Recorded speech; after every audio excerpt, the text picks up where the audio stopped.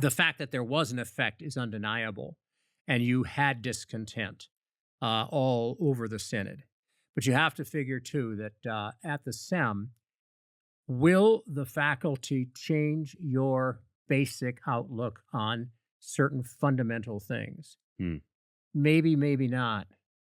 You could have a guy who's, let's say, a B student and go to the Sem, dutifully learn all this stuff and pair it back to the prof, what the prof wants and so forth, but not actually be strongly affected by it. So I think a lot of guys went through the St. Louis Seminary in the 60s and early 70s, and were still fairly conservative. But in response to your question, there's no question that they also were coming out and were promoting the notion of Adam and Eve as a myth and so forth. And that was what gave some credibility to the conservative pushback.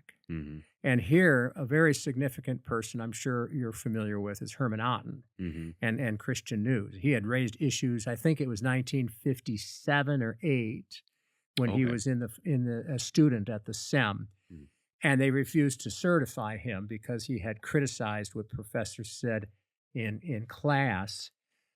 He had made public what they said in class. They argued that that was wrong, and he said if it's in the classroom, it's public.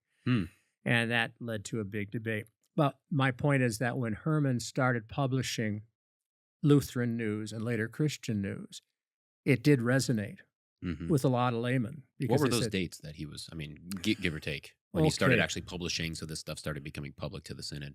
Now, here's kind of an estimate. Let's say it's 58 that he graduated. I think that's the year.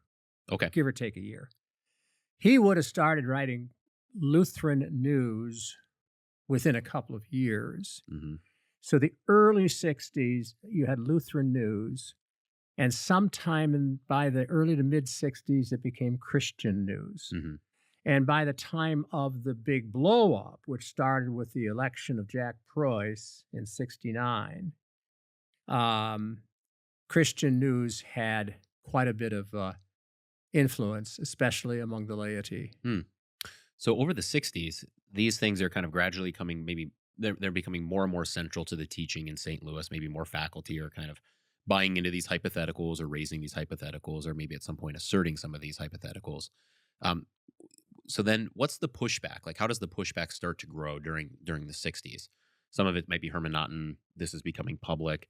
But during the 60s, like, is there kind of a concentrated movement to where either conservative professors and staff at the seminary, or even like district presidents or, congregations, is there starting to be a pushback and noticing of this issue?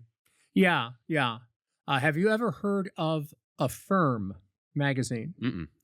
Okay, back in during the time of the controversy, Affirm was published by an organization called Balance Incorporated. Balance Incorporated were the first guys to have the election lists. Now you have this group that calls itself the United List, and nobody knows who they are. Well, before the election of Jack Preus, you knew who these guys were. And, of course, one of them was my dad, my Uncle Jack, a guy by the name of E.J. Otto from Quincy, Illinois, some laymen. And I'd say that the organizing to defeat Oliver Harms was taking place, at least as far back as 67. And they would meet regularly, and they tried to find, it was political. Because Harms, he was president of the Missouri Synod as the seminary in St. Louis was becoming more and more liberal. And his predecessor in office, a guy by the name of Bankin, took a staunch position and was a little bit more of an aggressive theological leader. And Harms was not.